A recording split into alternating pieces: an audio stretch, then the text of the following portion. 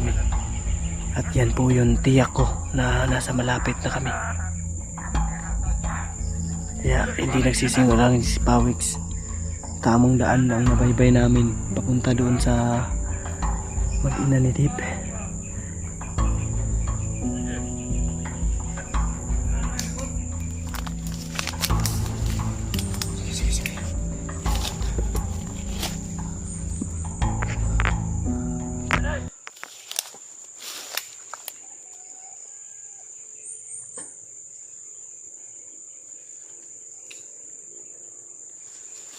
Pang 45 po.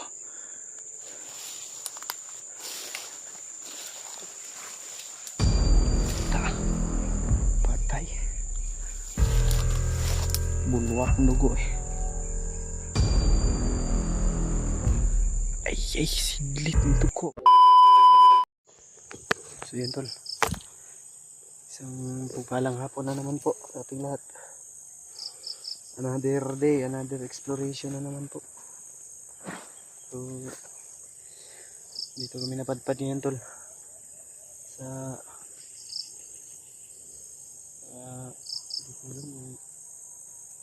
mount, yung sinasabi nilang pinaglipatan ng Mag-ina ni Dave dahil sinunod namin yung sinabi nila tol na sa Tadok daw nila ililipat. Kaya mas minabuti namin na puntahan agad itong area na ito at siguraduhin namin na kung nandito ba talaga yung Mag-ina ni Dave. Dahil once pag na sigurado na namin tol na positive na nga nandito yung Mag-ina ni Dave, ay sila Kuya Bads naman ay tatawagan na lang namin. Nag-usap-usap na rin kami. Sila ay proceeding na rin dito sa sinasabi namin. So medyo natagalan lang daw sila dahil ang dami daw nakaharang doon sa dinaanan nila tol. So kami naman, yan, makikita nyo yan. Napagalawak ng dinaanan namin. May mga sakahan pa dito tol na dinaanan namin. So, sana lang tama yung sinabi ni Pawix. So, base sa napag-alaman ko na totoo naman yung sinasabi ni Pawix.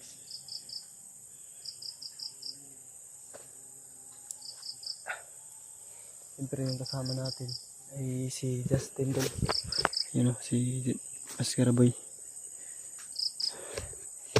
Malayo-layo na rin po yung nalakbay namin dito. At wala naman tayong masyadong masagupa ngayon dahil iniwasan namin yung kung maaaring iniwasan po namin. So, kanina lang may nakita kaming nagpapatrolya dyan sa itaas. Hindi na lang namin pinakailaman sila at pinakinggan lang namin yung bawat mga pananalita nila tol. Pagkasakali kami na baka may mapulot kaming impormasyon. Ang hirap kasi gumalaw ng walang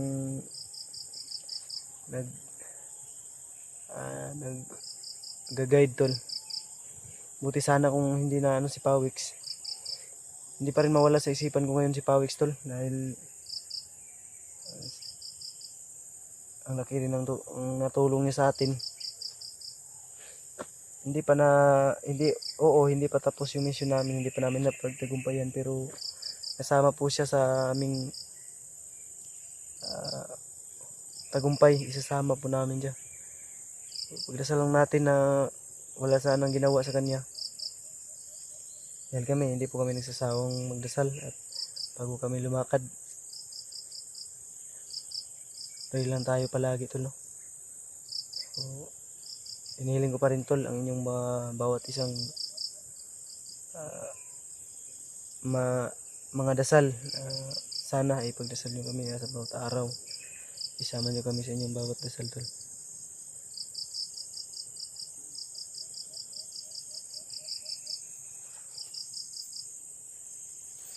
Kung napapansin natin, sobrang tahimik. At may napansin tayo dyan sa unahan, tol. Kampo pa siguro yun lang nila. Yun o. So wala namang tao.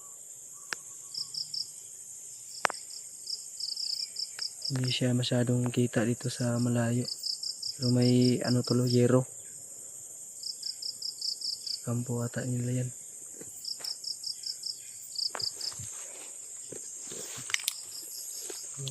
Nadaanan namin yan tol.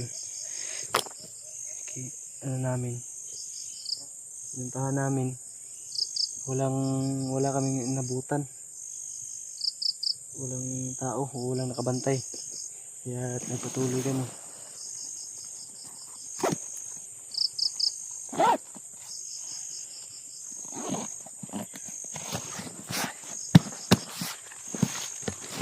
Ay, bigat ng bag natin tol.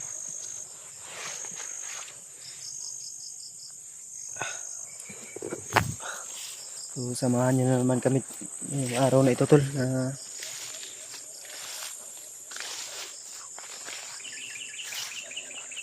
magpatuloy sa mission. Ay.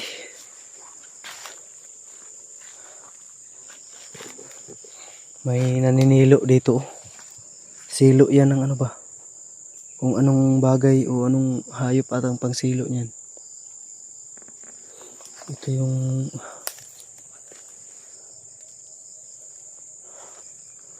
silo siguro yan ang ano tulo, ibon.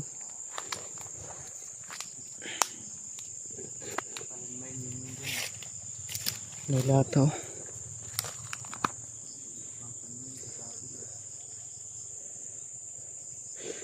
Yung tol, nagpaatay tol dahil masakit na, sumasakit na naman yung paa ko.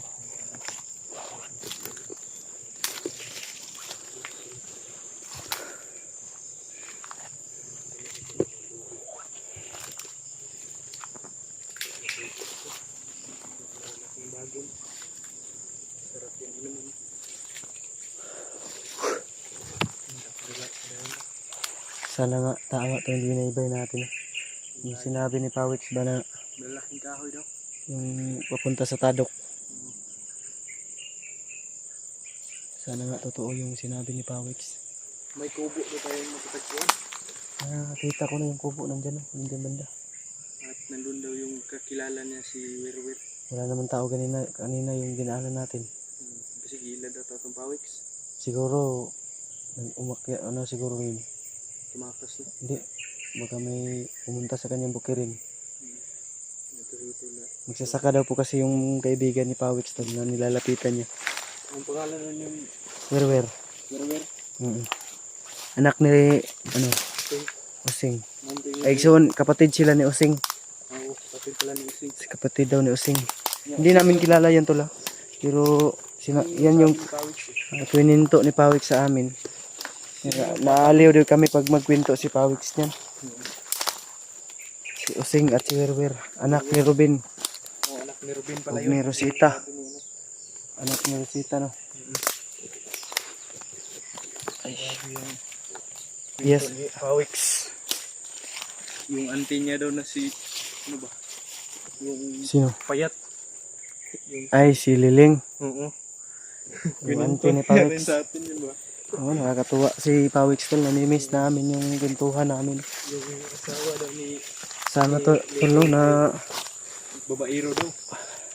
sana lang ay buhay pa si Pawix ngayon at walang ginawa silang kahayupan ni Pawix. At sana hindi dinala kay Bagnot. Dahil nakita natin base sa upload nila Kuya Bads. Nahagip nila si Bagnot. Ang lakas ng ulan, lumabas talaga si Bagnot ba? Siguro ito yung ligo to. Nakuha to, nabasa. Wala siguro sila Ligo-ligo. Nababasa lang yun tuwing umuulan. Lumalabas din yun minsan pag umuulan. parang si Bagtik. Oo. Kambingon yun eh. Parihara sila ni Parang Maho. kambing yun eh. Hindi May marunong pagkasiguro maligo. awa tayo ligo-ligo dito mo ni Maho. Baho yun. Ikaw mabaho sige daw, simutaray mo daw. Hindi pa. Nalabahan mo ko ni. Nakoy powder diri sa bag. Na, surf. Sir powder. Surf powder. Inalabahan ako ni. Mura di kag laundry de. Grabe, oh, murag ko ano ba? Wala nun. Parang ulan naman. Yung motor mo dun ba, baka ano na yung nangyari dun? Hindi, safety yun. Nag-commute naman ako papunta dito, hindi man ako nagdalag motor. Ay wala, hindi ka nagdalag motor na. Pero safety rin yun doon sa bahay ni Kuya Bats, yung motor ko. Baka ano mangyari dun ba? Pagbaba natin, commute naman tayo. So, Pagka birthday siguro. 29 yung birthday mo. Baba siguro pala tayo. kami tol no, sa 29 dahil kaarawan po ni Justin. Yan tol. Ika, ano, 81 na Hindi, 81. celebration niya. Hindi, 81. 81, ano, baliktarin mo ba? 18 no? 18th birthday. Kung sa babae, magdidibo. Libo na yan. Pero lalaki man siya, pero kalahati lang na lalaki. Uy, nilad mo ka. Kasi yung puso niya, may puso siyang mamon. Nilad ka. Pero biro lang tol. Hiling pa rin namin palagi na sana ligtas kami.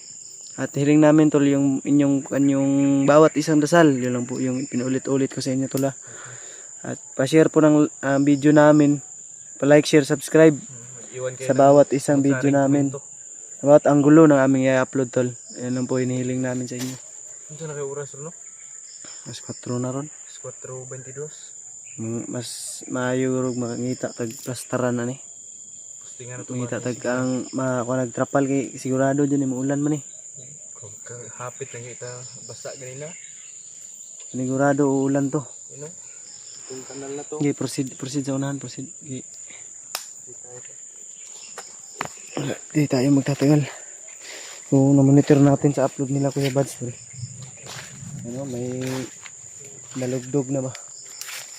Na-monitor natin sa kanilang upload ni Kuya Bads na kahapon may huli silang isang bandido. So, tagumpay pa rin yun namin tol dahil makakatulong din sa kanila Kuya Bads ron. Yun yung sinasabi kong bandido na nahuli nila. Kapag may mahuli, once na may mahuli di kasi kami tol, yun yung ginagawa namin tagaturo kung saan nilalagay yung mga biktima nila. So si Pawix, sana lang si Pawix ay walang masama talagang ginawa sa kanila, sa kanya. Naalala na rin kami sa kanya ngayon dahil na-booking na siya panigurado. Pero tiwala kami sa kay Pawix tol.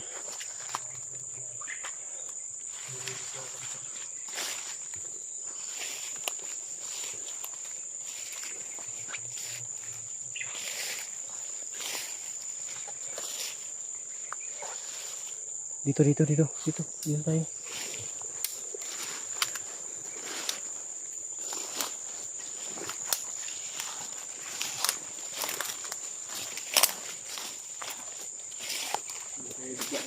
May mga bato pa dito. Mga batong batong buhay yan. Parang ano siguro ito? Bato to, bato. Bakit may kulay? Ay hindi. Di yan ba to? Plastic siguro yan. Parang plastic na sinunog na hindi na ubos ba.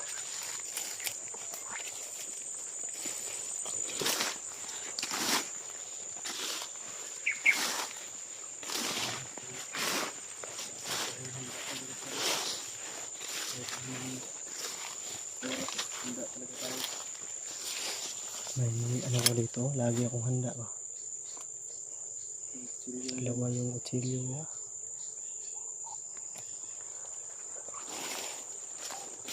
Siguro to. Double blade to yung itak ko. Double blade. You know?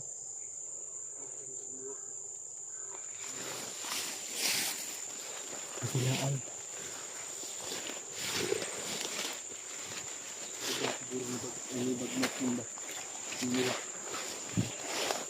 Sigurado yan. Gabayan ni Bagnot.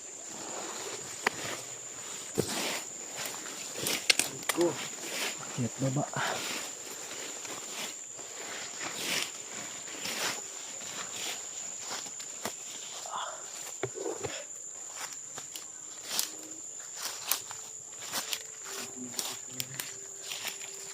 Ay.